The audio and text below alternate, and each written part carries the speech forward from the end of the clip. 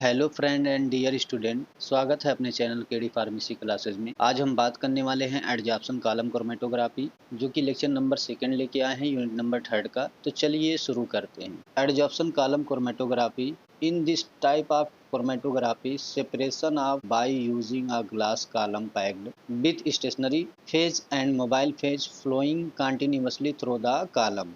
कहने का मतलब ये है कि इस टाइप के क्रोमेटोग्राफी में बेसिकली हम सेपरेशन करते हैं किसी भी अननोन कंपाउंड में जो प्रेजेंट कॉन्स्टिट्यूएंट है, यूजिंग जो कि हम एक ग्लास का कॉलम का यूज़ करते हैं और जो कि वो पैक्ड होता है विथ स्टेशनरी फेज के साथ। और उसके बाद उसमें हम क्या करते हैं, फ्लो करते हैं उसके ऊपर जो है बेसिकली यहाँ पे आपको दिख रहा है इस फिगर के हिसाब से, ये हमारा जो ग्लास का एक कॉलम है और स्टैंड से ये क्या हुआ है, सेट इसको असेंबल किया गया है। और इसमें हमारा जो पैक है वो क्या है, स्टेशनरी फेज जो कि कैल्शियम कार्बोनेट का पाउडर भरा हुआ। हमारा एक क्या है, एनालाइट जो कि अननोन सैंपल है, के बारे में हमें पता नहीं है कि इसमें कौन से कॉन्स्टिट्यूएंट प्रेजेंट। फिर हम क्या करते हैं, इसमें हम स्टेशनरी फेज के बाद हम अपने अननोन सैंपल को इसमें क्या कर देते हैं, इंट्रोड्यूस करा देते हैं। फिर ऊपर से हम क्या करा देते हैं, फ्लो कराते हैं अपने लिक्विड फेज यानी कि मोबाइल फेज को।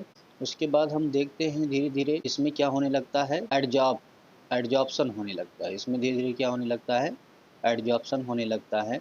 और एडजॉर्प्शन होने की वजह से अब जो ये हमें यहाँ पे कुछ नहीं दिखाई दे रहा था, यहाँ पे हमें तीन अलग अलग कलर के जो है हमें विजुअल होने लगे। तीन अलग अलग कलर हमें जो है विजुअल होने लगे, ग्रीन, ऑरेंज, येलो। उसके बाद यही जो ग्रीन, ऑरेंज, येलो है, इसी से हम पता लगा लेंगे कि हमारे पास कौन सा कॉन्स्टिट्यूएंट इसमें प्रेजेंट। जैसे कि मैंने यहाँ पे इंडिकेट किया है, एक जो हमारा क्या है, जो ए वाला है वो ग्रीन है, तो ग्रीन हमारा यानी क्या है, क्लोरोफिल है। और जो बी है यानी कि ऑरेंज है, वो हमने इंडिकेट किया है कैरोटेनॉइड्स। और जो सी है यानी कि येलो है, उसको हमने इंडिकेट किया है, येलो कलर का है, और इसको हमने इंडिकेट किया है कि ये ज़ेंथोफिल है। तो ये जो प्रेजेंट हैं, ये तीनों कॉन्स्टिट्यूएंट हैं हमारे पेट्रोलियम ईथर एक्सट्रैक्ट के अंदर, जो कि पहले अननोन था, लेकिन हमने इस टेक्निक के द्वारा पता लगा लिया इसमें जो है कौन कौन से कॉन्स्टिट्यूएंट प्रेजेंट हैं, और इन तीनों को अलग अलग भी कर लिया। इससे हमें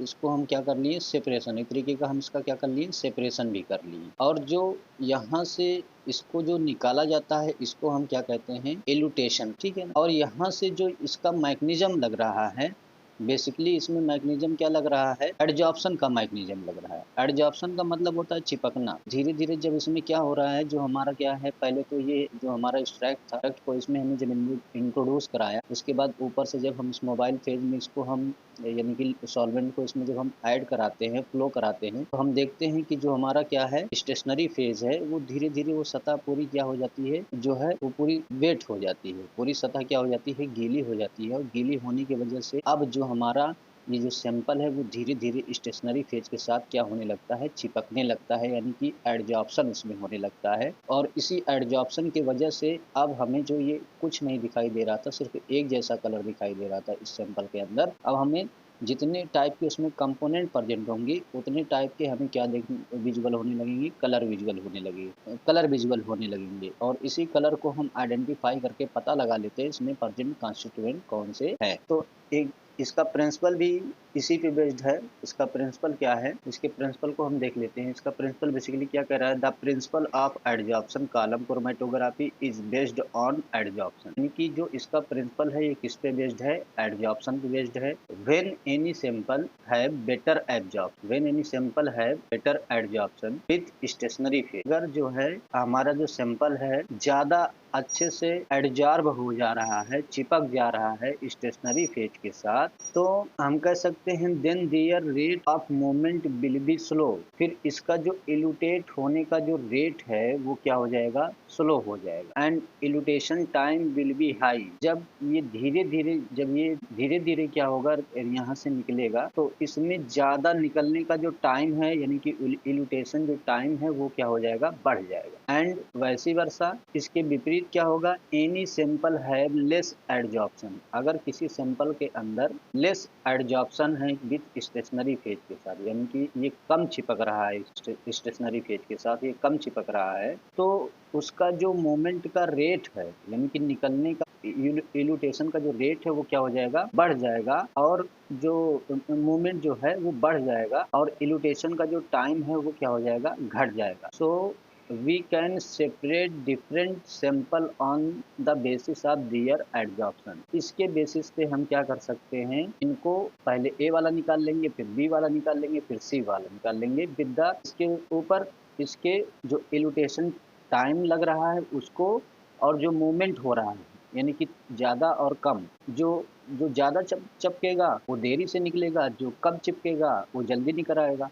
तो जो जल्दी निकल आएगा उसको अलग कर लेंगे, फिर उसके बाद जो निकलेगा फिर उसको अलग कर लेंगे, फिर जो उसके बाद निकलेगा फिर उसको अलग कर लेंगे। जैसे यहाँ पे पहले क्या निकला, पहले ए वाला निकला, फिर बी वाला निकला, फिर सी वाला निकला। अब हम बात कर लेते हैं इसके मेथडोलॉजी। तो मेथडोलॉजी में सबसे पहले हम देख लेते हैं इसमें कौन कौन से चीज़ों की रिक्वायरमेंट होती है। तो हमें सबसे पहले क्या चाहिए, एक मोबाइल फेज चाहिए, जो कि हम एज उसको सॉल्वेंट भी बोल सकते हैं। अच्छा, मोबाइल फेज जो हम इस एडजॉर्प्शन कॉलम क्रोमेटोग्राफी के अंदर लेते हैं वो ईथर ले सकते हैं, एसीटोन ले सकते हैं, अल्कोहल ले सकते हैं, क्लोरोफॉर्म ले सकते हैं, है ना, एक्सेट्रा। बहुत सारे ऐसे होते हैं सॉल्वेंट जो कि एज हम क्या लेते हैं, मोबाइल फेज। उसके बाद में हमारा दूसरा रिक्वायरमेंट क्या होता है, स्टेशनरी फेज यानी कि एडजॉर्बेंट टू बॉन्ड स्ट्रेंथ। और पहला क्या है, वीक बॉन्ड, फिर सेकंड है मीडियम बॉन्ड, फिर स्ट्रॉन्ग बॉन्ड। वीक बॉन्ड के लिए हम सुक्रोज लेते हैं या स्टार्च लेते हैं या टैल्क लेते हैं। मीडियम बॉन्ड कंपाउंड के लिए हम क्या लेते हैं, हम लेते हैं कैल्शियम कार्बोनेट ले सकते हैं और कैल्शियम फास्फेट ले सकते हैं। और स्ट्रॉन्ग बॉन्ड के लिए हम सिलिका और चारकोल एक्सेट्रा का यूज करते हैं। According to nature of compound, compound के नेचर के हिसाब से दो तरीके के नेचर के होते हैं, इनऑर्गेनिक, दूसरा क्या होता है ऑर्गेनिक। इनऑर्गेनिक अगर हमारा कंपाउंड है तो सिलिका जेल लेंगे, एलुमिना लेंगे, और अगर ऑर्गेनिक कंपाउंड है तो सेलुलोज लेंगे और चारकोल ले सकते। उसके बाद और हमें क्या चाहिए, एक कॉलम चाहिए, एक स्टैंड चाहिए और एक रिसीवर चाहिए। तो कॉलम जो होता है बेसिकली ये मेड अप ऑफ ग्लास, ये ग्लास का बना हुआ होता है। एक जो कॉलम को हम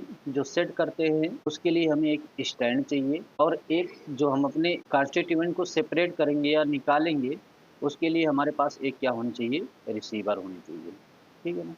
अच्छा, अब इसके बाद हम इसमें देख लेते हैं कि इसका प्रोसीजर क्या है। सबसे पहले प्रिपरेशन ऑफ कॉलम, या इसको हम पैकेजिंग ऑफ कॉलम बोल सकते हैं। तो इसमें क्या होता है, the filling of silica gel और अदर कंपाउंड, यानी कि या तो इसमें हम सिलिका जेल या फिर जो भी हमारा क्या है अदर कंपाउंड है ना, एज अ स्टेशनरी फेज जो हम ले रहे हैं। स्टेशनरी फेज में हमारा क्या क्या हो सकता है, स्टेशनरी फेज में हमने जो भी एग्जाम्पल ये बताया आपको, इसमें से कुछ भी हो सकता है। तो हम क्या कर देते हैं, फिल कर देते हैं कॉलम को, कॉलम के अंदर। तो उसी को हम क्या कहते हैं, पैकेजिंग ऑफ कॉलम। ये दो तरीके से इसमें हम पैकेजिंग कर सकते हैं, एक वेट पैकिंग होता है, दूसरा ड्राई पैकिंग। चलिए अब देखते हैं वेट पैकिंग और ड्राई पैकिंग। तो इसकी से पहले हम बात कर लेते हैं वेट पैकिंग। तो वेट पैकिंग क्या होती है, व्हेन द सिलिका जेल और other compound powder dissolve into solvent. जब हम सिलिका जेल या कुछ और अदर कंपाउंड का जो पाउडर है उसको हम डिसॉल्व कर लेते हैं किसी सॉल्वेंट के अंदर, और मेक अ स्लरिंग, एक हम घोल बना लेते हैं। उसके बाद उसको हम then they fill into the column, फिर उसके बाद हम उसमें क्या करते हैं, कॉलम में फिल कर देते हैं आफ्टर ड्राइंग, और इसी को हम क्या कहते हैं, वेट पैकिंग के। ड्राई पैकिंग क्या होता है, ड्राई पैकिंग के हिसाब से अगर हम समझे, कुछ नहीं करना है इसमें, क्या है, when the stationary phase filling into the column from of powder by tapping, this is called dry pack। यानी कि हम क्या करेंगे, अपने कॉलम के अंदर उसको ऐसे ही फाइन पाउडर के रूप में उसको हम क्या कर देंगे, फिल कर देंगे, टैप कर करके, ऐसे ऐसे ठोक ठोक के। तो उस तरीके से जो है हम अगर फिल कर रहे हैं पैकिंग, उस तरीके से कॉलम में हम अपना स्टेशनरी फेज फिल कर रहे हैं, तो उसको हम क्या कहते हैं, ड्राई पैक। उसके बाद फिर अगला इसमें स्टेप आ जाता है एप्लीकेशन ऑफ सैंपल। के बाद जब हमारा स्टेशनरी फेज, चाहे वो वेट पैकिंग हो चाहे ड्राई पैकिंग हो, फिल करने के बाद हम क्या करते हैं, उसके ऊपर हम क्या करते हैं, अपने सैंपल को ऐड कर देते हैं। On the upper surface of stationary phase with place the mixture of sample and the apply cotton from the level of upper side. यानी कि हम क्या करते हैं, अपने जो सैंपल को हम क्या कर देते हैं, उसके अपर साइड पे हम क्या कर देते हैं, डाल देते हैं अपने सैंपल को। उसके बाद हम क्या लगा देते हैं, काटन को लगा देते। फिर उसके बाद आ जाता है, अब नेक्स्ट स्टेप हमारा क्या आ जाता है, थर्ड, मोबाइल फेज को हम क्या कर देते हैं, जो एज अ सॉल्वेंट लेते हैं, उसमें हम सिलेक्शन करते हैं किसके बेसिस पे, the mobile phase selection is based on the nature of stationary phase and sample should be not dissolve into the solvent. यानी कि जो मोबाइल फेज का हम सिलेक्शन करते हैं वो किसके नेचर पे डिपेंड होता है, स्टेशनरी फेज जो हम ले रहे हैं और हमारा सैंपल कैसा है। हमें ध्यान देना है कि जो मोबाइल फेज है वो बेसिकली सैंपल के साथ डिजॉल्व ना हो, ठीक है। उसके बाद हम क्या करते हैं, उसके ऊपर रन करा देते हैं। फिर उसके बाद ऊपर से जब हम अपने मोबाइल पेज को हम डाल देंगे कॉलम के अंदर, उसके बाद फिर हम देखेंगे identification and separation of component. फिर हमें क्या करना होता है, आइडेंटिफाई करना है या फिर सेपरेशन करना है किसका, जो हमारे सैंपल के अंदर कंपोनेंट प्रेजेंट है। After running of mobile page, जब हम मोबाइल पेज को रन करा दिए, रन कराने के बाद after some time we can see, फिर उसके बाद हम क्या करेंगे, कुछ देर के बाद हम देखेंगे कि उसमें कई सारे बॉन्ड, डिफरेंट बॉन्ड जो है कलर हमें देखने को मिलेगा कॉलम के अंदर। और उसको हम क्या कर सकते हैं, एक कलर, दो कलर, तीन कलर, कुछ भी कलर वो हो सकता है। जितना भी उसमें कॉन्स्टिट्यूएंट प्रेजेंट होंगे उतना टाइप का हमें कलर देखने को मिलेगा। और उस कलर को हम क्या कर लेंगे, उस कलर को हम क्या कर लेंगे, काउंट कर लेंगे और काउंट करके कैलकुलेट कर लेंगे कि हमारे सैंपल में कितने टाइप के कंपोनेंट प्रेजेंट है, ठीक है। उसके बाद फिर हम क्या करेंगे, नेक्स्ट हमारा आ जाता है रिकवरी ऑफ कंपोनेंट या रिकवरी ऑफ कंपाउंड। फिर इसमें हम क्या करते हैं, the separate out different colour component into the column and note the elution time. यानी कि फिर इसमें हम क्या करेंगे, सेपरेट कर लेंगे अलग अलग कंटेनर में उसको, जैसे कि अभी आपने फिगर में देखा था। और सेपरेट करने के बाद उसका एलुटेशन टाइम को हम क्या करेंगे, जो है देखते रहेंगे। फिर डिटेक्शन ऑफ कंपाउंड, बेसिकली अब तो हमें पता चल गया कि उसमें डिफरेंट कलर है। अब उसको पहचानने के लिए हम, यानी कि उसको अगर दिख रहा है सीधा सीधा कलर तब तो ठीक है, अगर हमें कलरलेस दिख रहा है तो उस केस में हम बाई यूवी यानी कि अल्ट्रा वायलेट और फ्लोरिसेंट टाइप के जो है हमारे इंस्ट्रूमेंट एनालिसिस होते हैं, उसके द्वारा हम पता लगा सकते हैं कि हमारा कौन सा कॉन्स्टिट्यूएंट है, ठीक है ना। इसको एक फ्लो चार्ट के हिसाब से अगर समझें तो एक्चुअल में हुआ क्या है, फर्स्ट स्टेप में इसमें लिखा है, फर्स्टली हमने लिखा है फर्स्ट स्टेप में हमने लिखा है, firstly take a glass tube column then filling calcium carbonate powder as a stationary phase. सबसे पहले हम क्या करेंगे, फर्स्टली एक कॉलम ले लेंगे। सबसे पहले हम क्या करेंगे, फर्स्टली एक कॉलम ले लेंगे, यहाँ पे ये कॉलम लेने के बाद इसमें हम क्या करेंगे, स्टेशनरी फेज को इसमें हम फिल कर लेंगे। फिर उसमें बाद उसके उसके अपर सरफेस पे हम क्या करेंगे, अपने सैंपल को डाल देंगे। डालने के बाद हम कॉटन अप्लाई करेंगे। फिर उसके बाद हम क्या करेंगे, अपने मोबाइल फेज को डाल देंगे। डालने के बाद हम क्या करेंगे, हम थोड़ी टाइम बाद देखेंगे कि इसमें दो तीन तीन या तीन से अधिक जितने भी उसमें टाइप में जो है कंपोनेंट उसमें प्रेजेंट होंगे हमारे अननोन सैंपल में, उतने टाइप के हमें क्या देखने को मिलेंगे, यहाँ पे बॉन्ड देखने को मिलेंगे। और बॉन्ड जो देखने को मिला वही जो है हमारा क्या है, डिफरेंट डिफरेंट कंपोनेंट है। तो डिफरेंट टाइप के बॉन्डेड दिख रहे हैं आपको, उसी उसी को हम पहचान के पता कर लेते हैं कि इसमें कितने टाइप के कॉन्स्टिट्यूएंट प्रेजेंट है।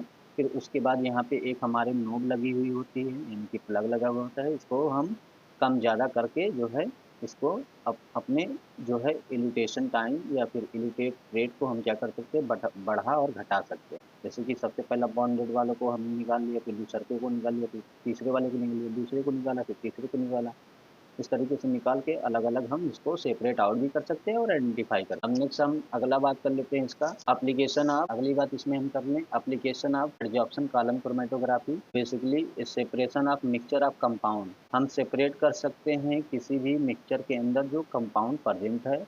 इसके अलावा हम रिमूव कर सकते हैं इम्प्योरिटीज़ को, और प्यूरिफिकेशन प्रोसेस में हम इस टेक्निक का यूज़ करते हैं। आइसोलेशन कर सकते हैं एक्टिव कॉन्स्टिट्यूएंट का, एस्टिमेशन कर सकते हैं किसी भी ड्रग फार्मूलेशन के में, या फिर कोई क्रूड ड्रग एक्सट्रैक्ट है उसके अंदर। एडवांटेज की बात कर ले तो wider choose of mobile phase, इसमें जो मोबाइल फेज हम यूज कर सकते हैं डिफरेंट टाइप का हम मोबाइल फेज इसमें हम चूज कर सकते हैं। इसके अलावा जो है simple method and low cost, ये मेथड बहुत सिंपल है और बहुत सस्ता है। Complex mixture can be easily separate, जैसे हमारे पास दो या दो से अधिक कॉन्स्टिट्यूएंट का जो मिक्सचर है उसको हम इजीली अलग कर सकते हैं। बस इसका डिसएडवांटेज ये है कि हमें थोड़ा सा ये क्या लगता है, टाइम कंज्यूमिंग है। इसके नोट्स के लिए आप जो है हमारे डिस्क्रिप्शन में जो है लिंक दिया गया है टेलीग्राम चैनल से आप डाउनलोड कर सकते हैं। Thank you. so much watching this video.